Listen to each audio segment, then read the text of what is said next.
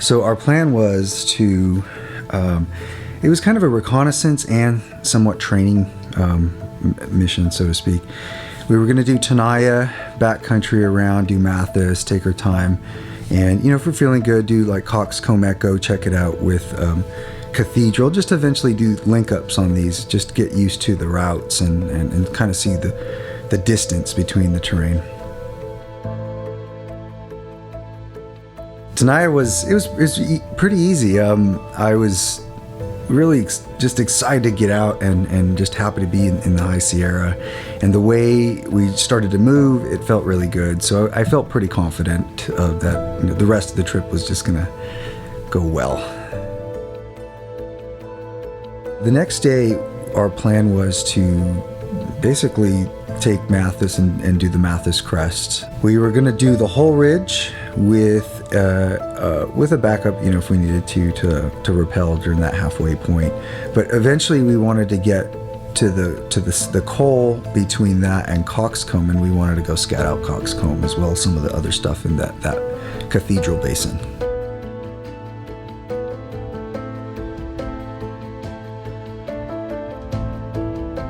And when we got there were already a couple parties climbing, and it was nice because it looked pretty easy, so it looked great. So I was stepping up into a section that was slightly skinnier. It wasn't like a full-on like off width or a crack. It was just an interesting section.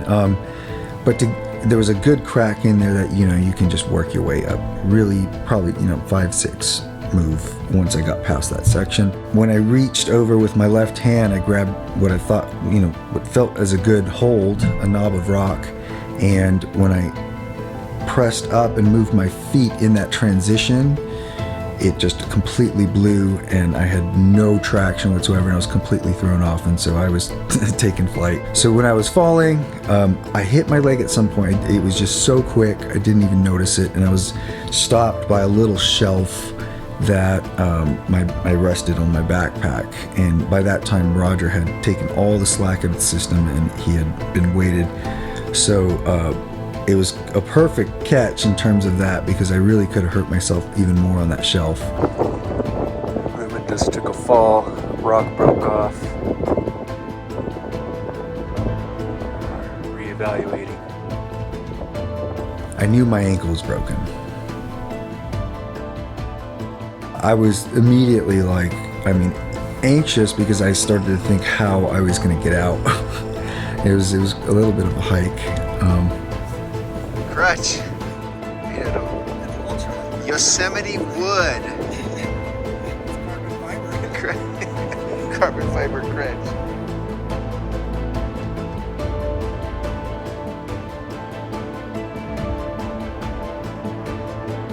I never thought that. I thought it would be completely clean, but I mean, it just goes to show you that something as simple as that, as just,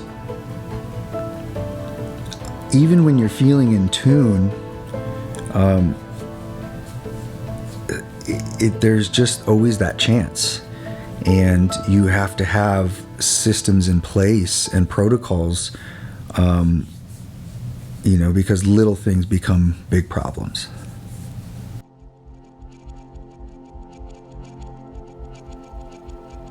I really had to reevaluate how I think about taking those risks, because sometimes there's the most minute variable that statistically is improbable, but it's not impossible.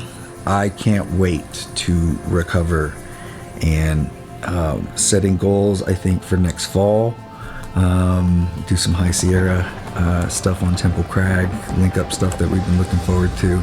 So having a training goal, I think, is the most important thing for me to have a good recovery.